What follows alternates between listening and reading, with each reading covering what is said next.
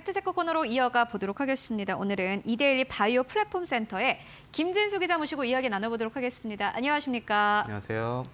네, 오늘은 저희 마이크로 바이옴 치료제와 관련된 이슈 좀 짚고 가도록 하겠습니다. 한때는 굉장히 뜨거운 이슈이기도 했는데 요즘에는 좀 시들한 것 같습니다. 일단 2년 전에 먹는 마이크로바이옴 치료제가 미국 FDA로부터 승인을 받았다라는 소식과 함께 시장이 굉장히 뜨거웠습니다. 그런데 그때 이후로는 별 소식이 없는 것 같습니다. 현재 어떠한 상황인지 먼저 짚고 가도록 하겠습니다. 네, 이제 말씀해 주신 대로 이제 2년 전에 미국 FDA로부터 이제 허가받은 세계 최초의 경구용 마이크로바이옴 치료제 보우스트의 매출이 굉장히 좀 지지부진한 것으로 확인되고 있습니다. 그래서 이제 개발사인 미국의 바이오 기업 세레스 테라퓨틱스에게도 위기가 찾아온 것으로 분석되는데요. 당시 2년 전에도 이제 마이크로바이옴 치료제에 대한 분위기가 굉장히 업되면서 국내 기업들도 이 마이크로바이옴에 대한 관심을 굉장히 많이 가졌었는데 이제 근본적인 한계를 뛰어넘기 어렵다는 지적들이 좀 계속되는 만큼 국내에서도 이제 마이크로바이옴 치료제를 중심으로 개발했던 업체들의 전략을 좀 수정하거나 어떤 생존 전략을 모색하는 등의 방향으로 나아가는 모습입니다. 네, 그렇다면은 이제 보스트의 개발사인 세레스 테라퓨틱스는 어떠한 상황인지 짚고 가도록 하겠습니다. 네, 이제 미국의 이 바이오 기업 세레스 테라퓨틱스 같은 경우에 지난해 4분기에 220억 원, 그리고 지난 한 해 동안에는 1,790억 원의 순손실을 기록했다고 발표했습니다. 올해 1분기에는 이제 순손실 580억 원을 기록하고 있는데요. 이 세레스 테라퓨틱스 같은 경우에는 지난 2023년 6월 달에 말씀해 주신 것처럼 이제 마이크로바이옴 치료제 보우스트를 출시하면서 실적 개선을 기대했지만 바람대로 이뤄지지 않은 모습이라고 할 수 있습니다. 그렇다면은 이제 다시 또 개념부터 짚고 갈 텐데 마이크로바이옴 치료제는 어떤 방식의 치료제인지 다시 한번 짚고 그리고 앞서서 말씀해 주셨던 바우스트라는 이 치료제는 어떠한 치료제인지 함께 좀 설명 듣고 가도록 하겠습니다. 네, 이 마이크로바이옴이라는 것은 미생물과 이 유전 정보의 합성어로 체내에서 서식하는 미생물의 군집을 말합니다. 이 마이크로바이옴 치료제 같은 경우에 미생물이나 또는 미생물 유래 물질을 활용한 의약품이라고 할 수 있고요. 2022년에 이제 최초의 이제 스위스 페링 파마슈티컬이 이제 클로스트리디움 디피실이라는 감염증에 대해서 마이크로바이옴 치료제 레비오타를 제일 처음 품목 허가받긴 했는데요. 이어서 이제 2023년에 이 보우스트가 허가받았습니다. 이 두 제품의 차이가 뭐냐면 이 레비오타 같은 경우에는 이제 항문을 통해서 투여되는 약간 좀 불편함이 있었는데 이 보우스트 같은 경우에 경구용 먹는 약으로 개발됐기 때문에 당시 굉장히 상당히 주목받은 물질이라고 할 수 있습니다. 네, 그렇다면은 이제 이게 앞서서 이야기해 주셨던 클로스트리디움 디피실 감염증이 어떠한 질병이고 그리고 이게 시장 규모는 어느 정도인지도 궁금합니다. 네, 이제 클로스트리디움 디피실 이제 CDI라고도 하는데 이거는 이제 항생제 복용으로 인해서 이제 장내 미생물 균형에 변화가 생기고 그에 따라서 이제 발생하는 병이라고 할 수 있는데요. 장내 유익균이 다 죽고 나쁜 세균이 증식하면서 극심한 설사, 장염, 구토 등의 증상이 나타나는 건데요. 심각한 경우 사망에 이르기도 합니다. 이 시장 조사 기관에 따르면 이 CDI 치료제 시장 같은 경우에는 2023년에 12조 원 이상을 기록했고요. 연평균 7%가량으로 성장해서 2030년에는 이제 20조 원의 시장 규모를 형성할 것으로 예상되고 있습니다. 일단 시장 자체는 굉장히 큰 것으로 보여지는데 그렇다면은 보스트가 상당한 매출을 올렸을 것 같다라는 생각이 듭니다. 어떻습니까? 네, 이제 세레스 테라퓨틱스 역시 이제 시장 규모 측면에서 봤을 때 우리가 한 1조 이상의 매출을 올릴 수 있다 이런 식으로 전망을 했지만 실제 매출은 이를 한참 밑돌고 있는데요. 이 보우스트의 분기별 매출을 살펴보자면 첫 출시인 2023년 3분기에는 108억 원 가량, 그다음 4분기에는 150억 원 가량, 그리고 작년 이제 1분기에는 145억, 2분기에는 205억 원 정도의 매출밖에 올리지 못했습니다. 이 보우스트의 경우에는 재발성 CDI에만 제한적으로 사용된다는 점을 고려하더라도 이 세레스의 전망치나 아니면 이 시장 규모 전체적으로 봤을 때 부진한 성적을 이어가는 것이라고 분석되고 있습니다. 일단 세레스 테라퓨틱스도 사실은 큰 타격을 피해갈 수는 없었겠다라는 생각이 드는데 어떻게 보십니까? 네, 말씀해 주신 대로 이제 손실을 계속해서 이어가고 있는 세레스 테라퓨틱스 같은 경우에는 지난해 6월 달에 결국에 이제 유일한 상업화 파이프라인이었던 이 보우스트와 관련된 제품, 그다음에 모든 재산권을 스위스 네슬레의 자회사인 네슬레 헬스사이언스에 완전히 매각했습니다. 근데 그 규모가 이제 7,400억 원 정도에 그쳤는데요. 우리가 이제 흔히들 얘기할 때 기술 수출했다, 우리나라에서 빅딜이 그렇죠. 이루어졌다 할 때도 뭐 단순히 파이프라인 한두 개의 기술 수출하는데도 뭐 4조, 5조 뭐 큰 규모는 이렇게 그렇죠. 이루어지는데 이거 물질에 대한 모든 권리를 넘겼음에도 7,400억 원 수준밖에 되지 않는다는 점에서 그 가치가 굉장히 인정받지 못하고 있다라는 해석이 가능하고요.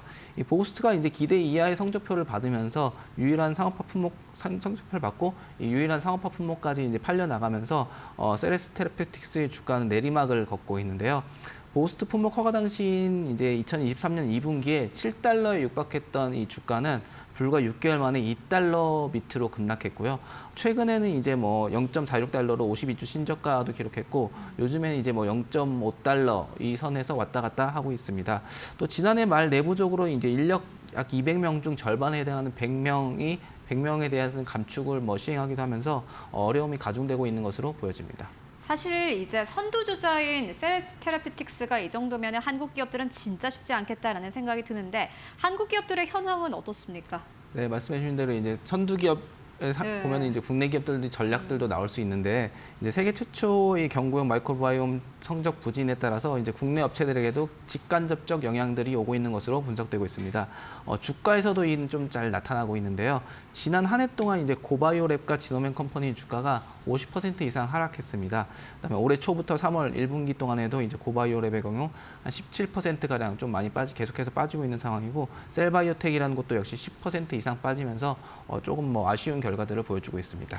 네, 뭐 여러 가지 기업들 이야기해 주셨습니다만은 그럼에도 고바이오랩 같은 경우에는 건기식을 통해서도 안정적인 매출을 올리고 있다라는 부분은 긍정적으로 보여집니다. 어떻게 보십니까? 네, 고바이오랩 같은 경우에는 이제 독자적으로 개발한 이 물질 전달 시스템이 있어가지고 그걸 통해서 뭐 계속해서 파이프라인을 개발한다는 입장이고요. 이제 기존의 기술 수출 중국으로 기술 수출했던 물질들이 아직까지는 좀 개발이 계속해서 이루어지지 않으면서 아마 보스트나 이런 마이크로바이옴 치료제의 부진이 영향이 있는 것이 아니냐 뭐 이런 식으로 분석되고 있고요. 말씀해 주신 것처럼 이게 안정적인 매출이 나오고 있다는 점에서는 이제 연구 개발에 계속해서 집중할 수 있다. 긍정적으로 볼 수 있는 부분인데 이제 2022년 설립한 건기식 회사 위바이옴 덕분입니다. 지난해 3분기 말 기준으로 보면 전체 매출 대비해서 한 99%를 이 위바이옴을 통해서 발생시키고 있고요. 이 위바이옴의 건기식 제품에서 나오는 것으로 이제 연구 개발에 하는 캐시카우 전략으로 이제 하고 있기 때문에 계속해서 연구 개발 측면에서는 문제가 없지 않을까 이런 식으로 보여지고 있습니다. 그리고 이뿐만이 아니라 또 CJ 바이오사이언스도 시도하지 않았던 분야에 나선다라는 소식이 있던데 이것도 자세히 짚고 가도록 하겠습니다. 네, CJ 바이오사이언스의 경우에도 기존에 이제 현재도 이제 15개 정도의 파이프라인을 가지고 있는데 그 중에서 절반가량인 7개 파이프라인에만 먼저 좀 집중하고 있는 상황입니다. 아무래도 뭐 시장 자체가 좀 크지 않기 때문에 좀 선택과 집중에 나서는 것으로 보여지고요. 또 지난 10년간 쌓아온 이제 마이크로바이옴 빅데이터 기술을 활용해서 장내 마이크로바이옴 분석 서비스 스마일것을 통한 매출 확보에도 나섰습니다. 이 스마일것은 이제 병원을 방문하지 않고도 마이크로바이옴 종합 정수인 장 건강 지수 등 개인별 장 유형을 확인할 수 있는 검사인데요. 우리 예전에 왜 유전체 등 유전자 검사 등을 통해서 내가 어떤 인종인지 뭐 분석하는 그런 네. 게 잠깐 동안 유행했었잖아요. 그런 느낌으로 내 장에 대한 분석을 해주는 서비스입니다. 이제 그동안 이제 CJ 바이오사이언스 같은 경우에 미생물 관련 분석 서비스를 제공한 등 B2B 서비스에 좀 집중했다면 이번 이 스마일 것을 통해서 B2C 사업까지 확대했다고 보시면 됩니다. 그리고 좀 기업들 살펴볼 텐데 지노맨 컴퍼니도 있습니다. 사실 이 기업 같은 경우에는 마이크로바이옴 기업으로 시작을 했다가 그래도 포트폴리오에 변화가 있는 기업이에요. 어떻게 보십니까? 네, 맞습니다. 이제 정확하게 지적해 주셨는데 마이크로바이옴으로 시작했지만 이제 다른 좀 방향을 전환해서 성공적으로 체질 개선에 성공한 케이스로도 꼽히는데요. 지노맨 컴퍼니 같은 경우는 지난달 담도환 환자 대상 마이크로바이옴 면역항암제 젠 001에 대한 임상 이상을 조기 종료한다고 밝혔습니다. 이제 해당 임상은 이제 불응성 담도암 환자에게 MSD 키트루다와 이제 병용 투여하는 방식으로 이어졌는데요.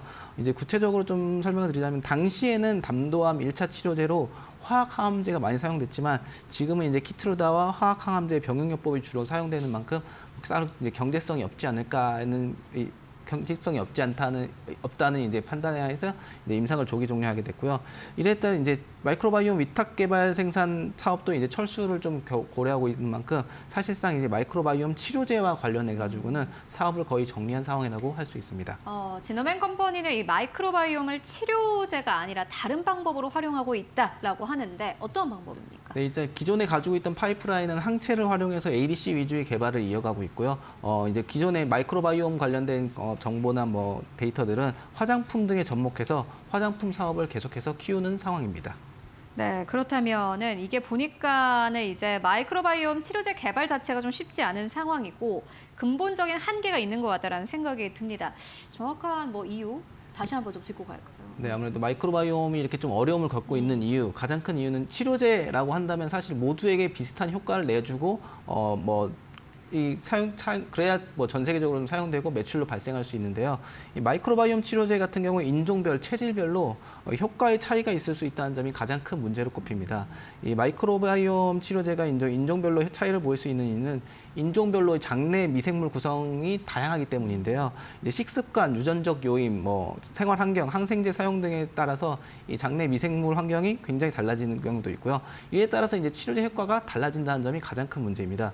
예를 들어 이제 같은 치료제를 사용해도 어떤 사람들에게 굉장히 효과가 좋지만 어떤 사람들에게 전혀 효과가 없을 수도 있어서 그런 부분을 좀 가장 먼저 해결해야 되는 포인트라고 할 수 있습니다.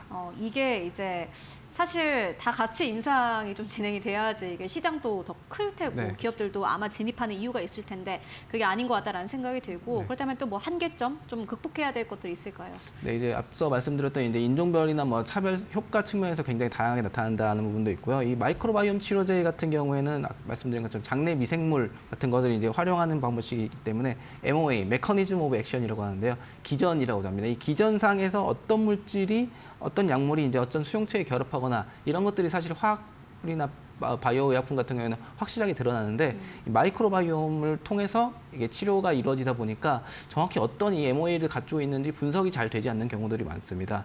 그러니까 뭐 개인마다 장내 환경이 다르기 때문에 어떤 뭐 기전을 통해서 이게 치료제가 효과를 발휘하는 건지 그 부분도 명확하지 않은 상황이고요. 따라서 이제 현재의 기술로는 이런 복잡한 작용 경로를 완전히 파악하기에는 한계가 있는 것으로 보여지기 때문에 이런 것을 이제 해결하는 것이 이 개발의 포인트가 될 것으로 보여집니다. 네, 알겠습니다. 마이크로바이옴 함께 짚고 왔습니다. 지금까지 김진수 기자와 함께 이야기 나눠봤습니다. 말씀 고맙습니다. 감사합니다.